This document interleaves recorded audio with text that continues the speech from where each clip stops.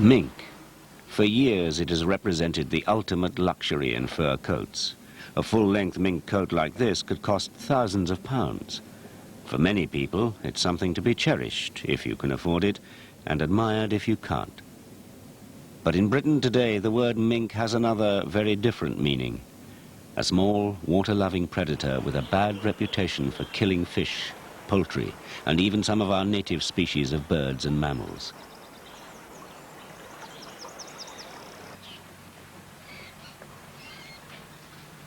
The history of the mink in this country is short, but very successful.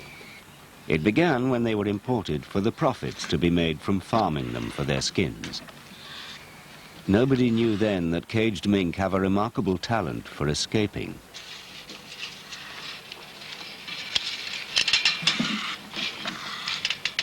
As the fur trade blossomed, mink began to break out from the ranches where they were bred. Nobody thought then that these captive-bred creatures could adapt themselves to living in the wild. By the time it became obvious, mink were already well on the way to becoming a new and rather unwelcome name on the list of British wild animals. The mink's escape into the British countryside has been far more important than anyone imagined.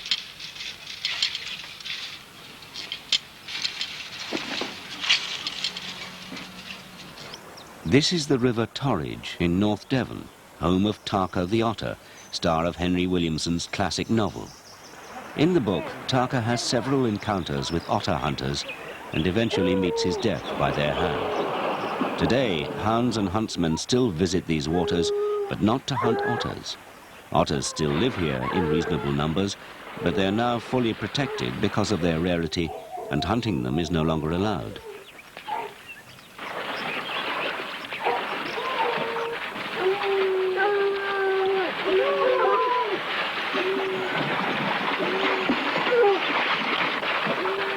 Today, the otter hounds hunt a different quarry, one which is far more common than the otter on this and many other rivers.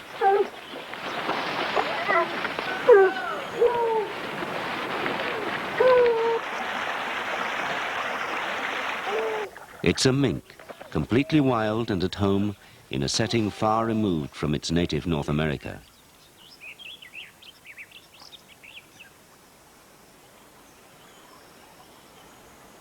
Mink have been living wild along our rivers for a number of years, and it's likely that this one is several generations removed from captive-bred stock.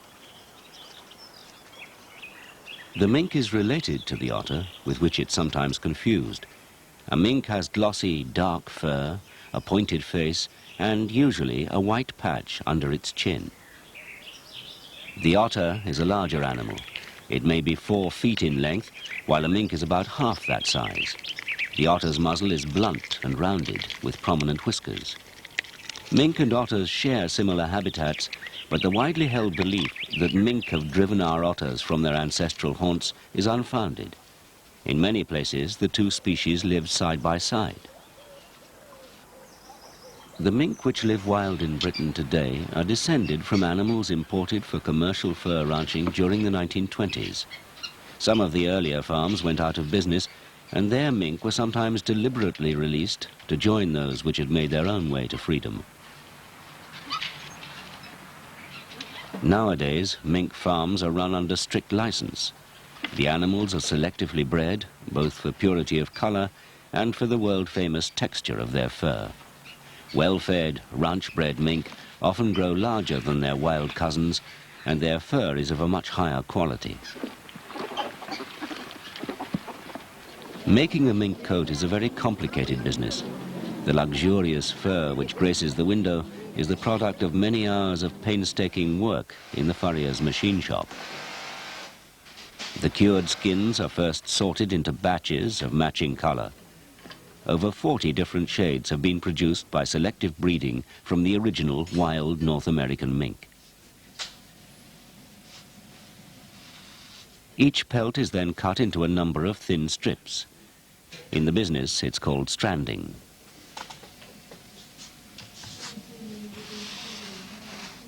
The strips, or strands, from the pelts are then sewn together to form a single, longer piece of fur. This gives a more workable shape.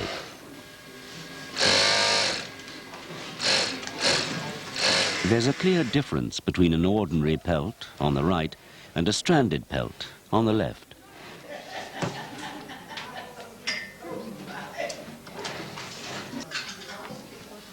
The stranded pelts are then nailed out to the prepared pattern for the coat and sewn together again. Then the coat is passed on to the finishing department where the lining is added. Up to 100 skins will have gone into the manufacture of this coat, all of them perfectly matching in shade and texture. Mink started to escape almost as soon as fur farming in England began, but many years passed before it was evident that they were living wild along our rivers.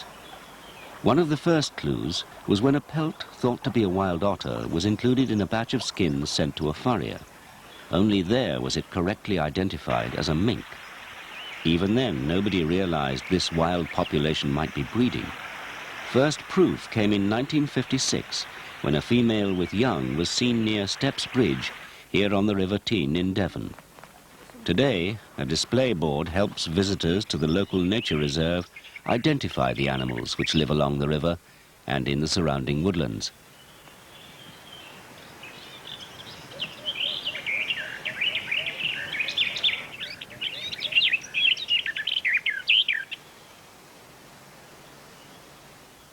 The mink is now so common here that it features with the native animals.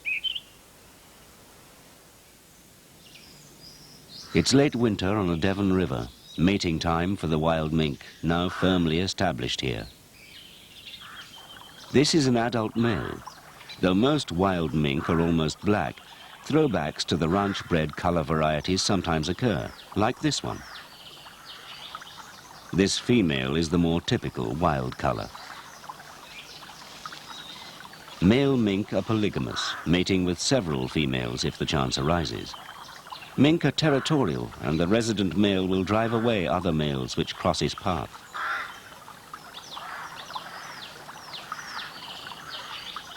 A keen sense of smell helps the male in his search for a mate.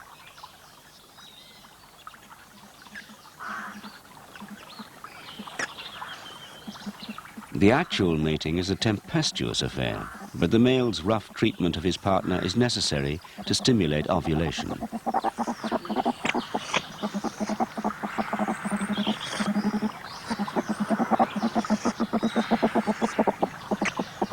Though the female is less than half the size of her mate, what she lacks in size she makes up for in temper. After mating, the pair go their separate ways. The male plays no part in rearing his offspring. His only aim is to impart his genes to as many different females as possible. He moves off in search of other partners.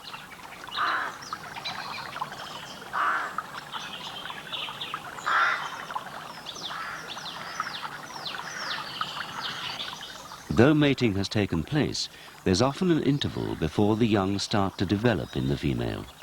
This form of pregnancy is called delayed implantation. Meanwhile, she selects a den and lines it in preparation for her young. When they're born, the kits are blind, helpless, and covered with fine, silky hair. 5 or 6 young form a typical litter, but there are sometimes more. While they're tiny, their mother only leaves them for short periods to go hunting.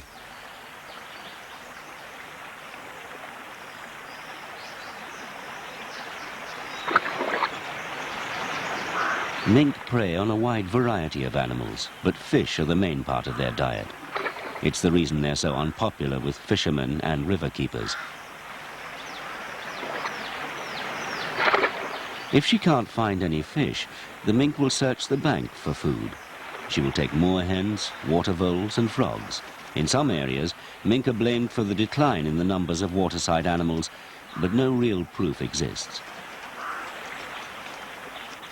Mink will also climb quite high trees, and they've been known to take over old birds' nests. They will take eggs and fledgling birds when they can find them. They occasionally catch squirrels too, though a mink is nothing like so fast in the trees as its relative, the pine marten. The few squirrels they do eat are probably caught on the ground. There's obviously nothing for the mink to catch in this particular tree.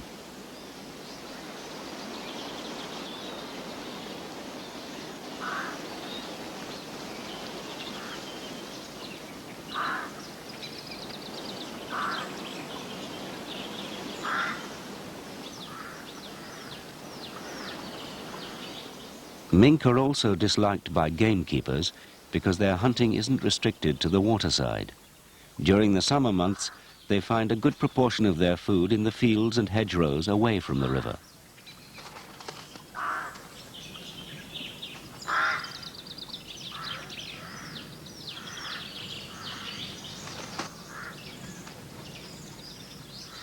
No one would begrudge the mink a feed on a dead cock pheasant, but they do sometimes kill and eat young game birds.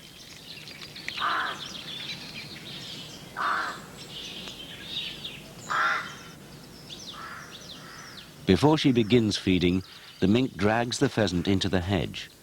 Though mink are bold creatures and often behave quite fearlessly, they still prefer to feed under cover of vegetation.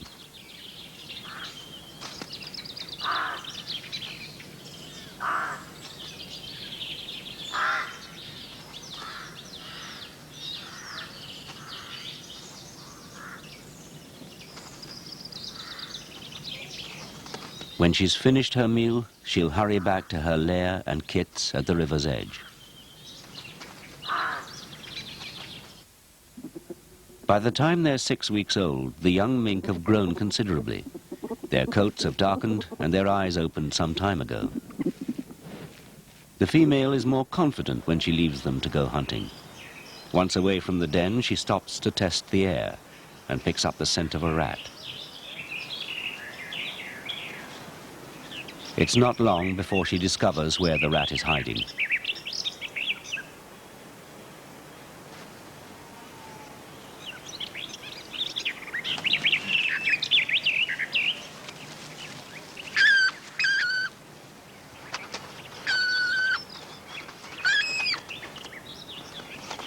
As the kits grow, they begin to venture outside the den. They're already weaned and eager for meat. Their mother must step up her hunting. The kits make short work of everything she brings them. This time it's a rabbit.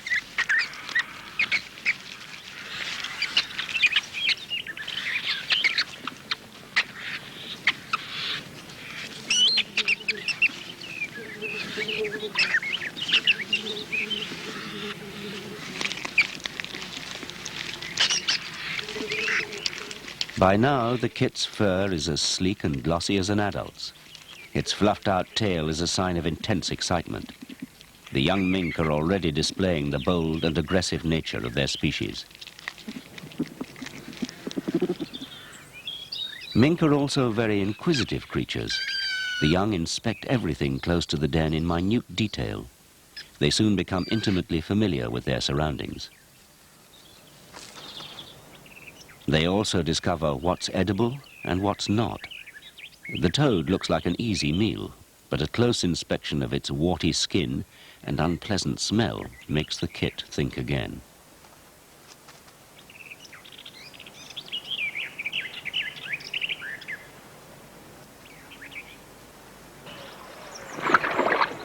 Swimming doesn't come naturally to young mink. It's something they have to learn. Even after they've mastered the art, they're sometimes a little reluctant to get back into the water. Inspecting a piece of wood somehow seems very important for the moment.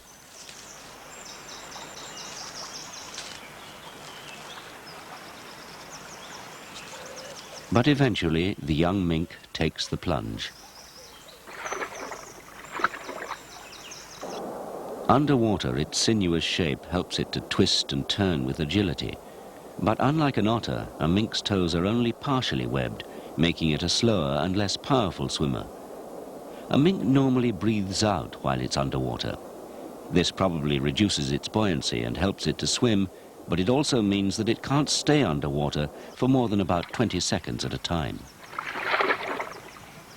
As the days pass, the young mink become fully adapted to their environment. Play helps their strength and agility, in preparation for the time when they'll start hunting on their own.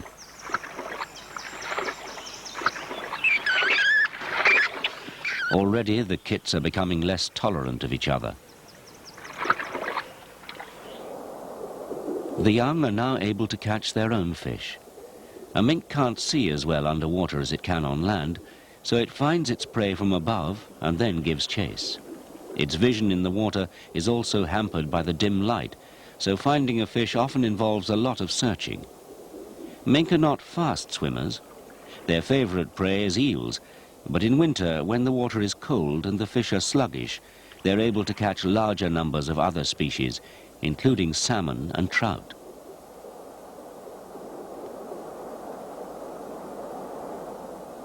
The struggle attracts several of the other young. They're still not very expert, and it takes a combined effort to subdue the unfortunate fish. Eventually, the excited kits land their prize. Mink have a reputation as a nuisance to fishing interests, but the evidence shows that even on rivers where mink are present in good numbers, they have no real impact on fish stocks.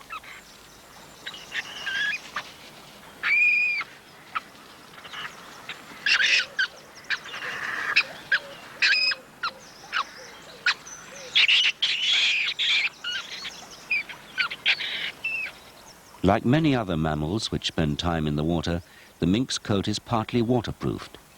But each time it comes ashore, it needs to dry itself. It rubs its body over the roots of a tree, pressing out the moisture in its coat. Then it's time to join the rest of the litter for a nap. A little grooming and the sun's warmth soon restore the mink's coat to its familiar lustrous sheen.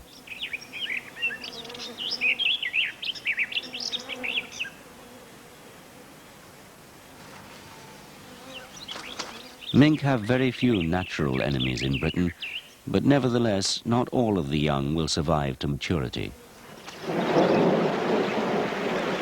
A sudden storm can raise the level of the river in just a few hours. Even though mink are good swimmers, they can't cope with strong currents or prolonged immersion in the water.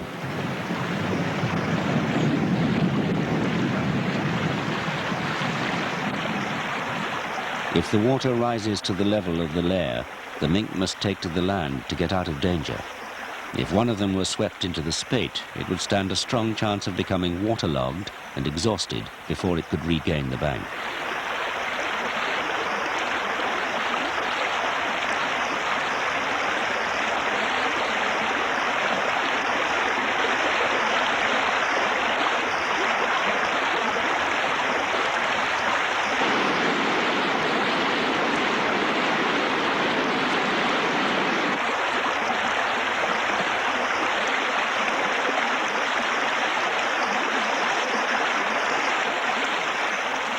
Inevitably, some of the young mink get drowned.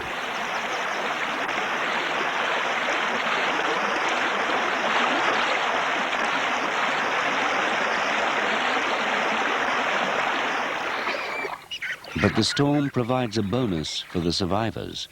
Other animals are victims of the flood too, and a drowned rabbit makes a fine meal for the young mink.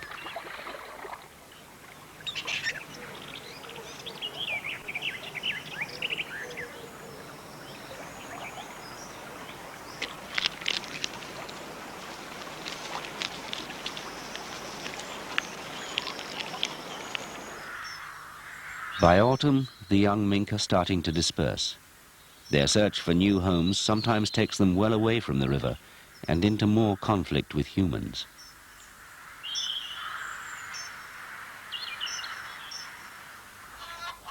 Along with their reputation for killing fish and game birds, mink are often blamed for killing domestic livestock.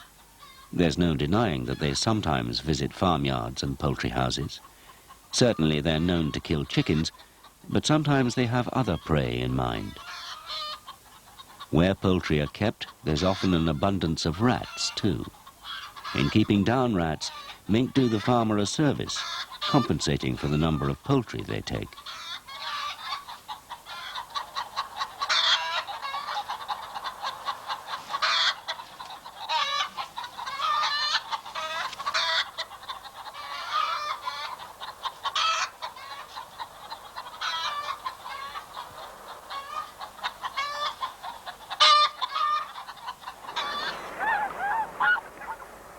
Mink are also very partial to ducks.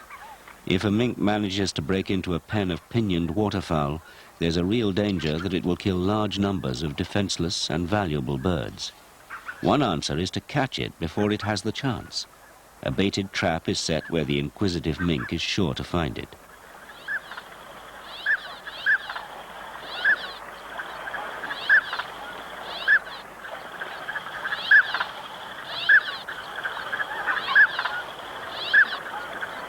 The mink's keen sense of smell soon leads it to the bait.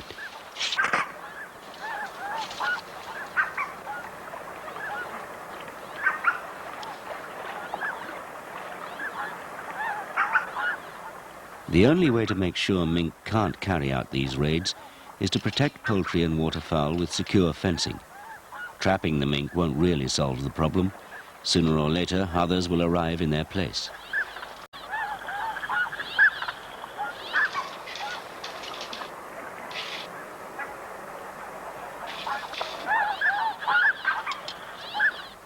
During the winter months, mink have to work harder to find sufficient food. In doing so, they've been discovered in some strange places. A river estuary provides a mink with a useful source of fishing, and the deck of a boat, moored up for the winter, makes an excellent place to land and eat its catch. This one must have come aboard at high tide. Now it will probably wait for the tide to come in again before leaving its feeding place.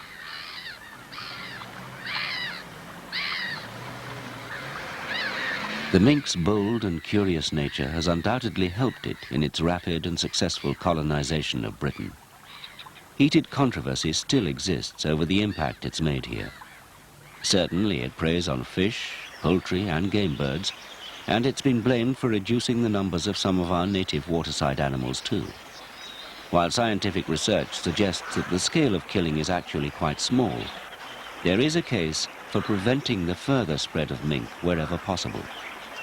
For example, it would be folly to introduce them deliberately to offshore islands which contain colonies of vulnerable nesting seabirds. But they are now so firmly established in many parts of Britain that there's little chance of effectively reducing their numbers. Pest or not, the mink is here to stay.